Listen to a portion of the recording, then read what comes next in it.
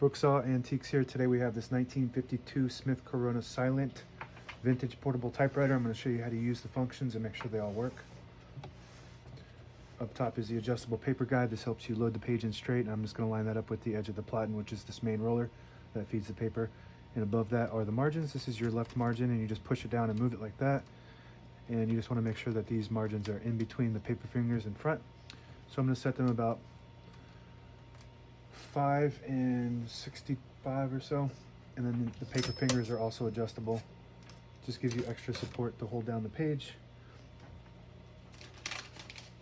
And get a piece of paper. This is the paper support arm that flips up from the back, and gotta make sure this is straight. This is the paper bill that sits on top, and as you can see, it's got the paper bill and the paper fingers to hold it down nice and tight.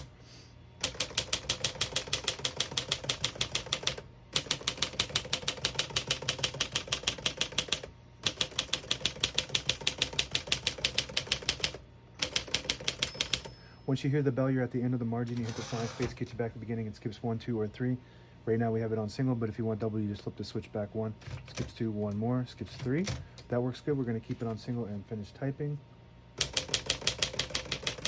As you can see, all the keys type nice and none of them skip or stick. I'll type a sentence on the next line.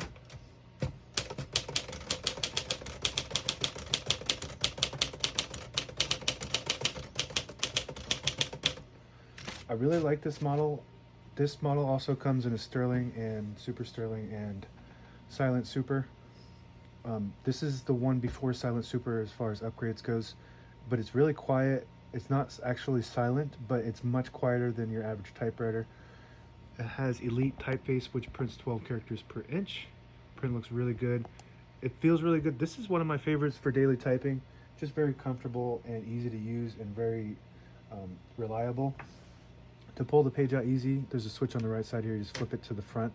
It unlocks the rollers, allowing you to pull the page out easy or load thicker paper like carbon copy or cardstock. Make sure you flip that back before you load the next page or else it won't load correctly. Backspace on the left side here, that works good. A shift on each side and a shift lock on the left. To clear that, just hit the shift button again. Tab on the top right. We're going to put this down for now. To access the tabs, there's a flip panel, and you just pull them out like this, and they're little inserts, and you just put them anywhere on this rack. And that's where you'll stop when you hit the tab button. I'm at a weird angle. So you do have to flip this back up or else it won't slide correctly. So you just hit the tab button and it stops at each one of those. There's 5 or 6 back there. That works good. MR below that stands for margin release. So you get to the end of the margin and there's a mechanism that blocks the keys from hitting the platen. So if you just hit that MR, it'll allow you to get past that block. That works good. Open the hood. All the brand new ribbon is loaded on this left side, so it's pulling to the right. Actually, we accidentally switched that direction, or it switched on its own. Some of these have a automatic ribbon reverse. When you get, it'll just keep going back and forth. But if you need to switch the direction, you just flip this down. And now it's pulling to the right side. Flip it up to go to the left. Flip it down to go to the right. We're going to keep it going to the right. Below that is the color selector switch. We have it on the top section, which is blue, a blue dot. Prints the top portion of the ribbon. If you go into the middle, it doesn't print anything at all. It just leaves an indentation for copying. If you have it all the way down, it prints the bottom portion of the ribbon.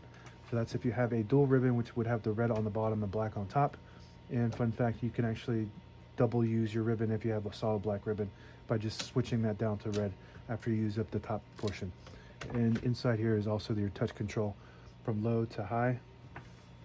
Actually, it was on high, so the farther left you go, the more tension there is when you hit the keys. You do have to hit them harder, but they respond faster for faster typers. The farther right you go, you don't have to hit them as hard, but they don't respond as fast. Carriage release on each side, very smooth. And this has a lock, carriage lock right below the knob here, where my thumb is. You lift it up and you lock it into place. So when it's in the case, it doesn't damage the escapement, which is the gear that helps it move when you type. And if you damage that, you basically total your machine. Only really experienced typewriter mechanics know how to fix that, and you need the part. That's a carriage release on this side. And if you pull out this little knob here, it disables the spacing when you turn the knob. Push it back in, you get the clicks. Very quiet clicks on the silent. Each one of those clicks is a space, and same concept with this little lever here. You flip that down and it'll disable spacing.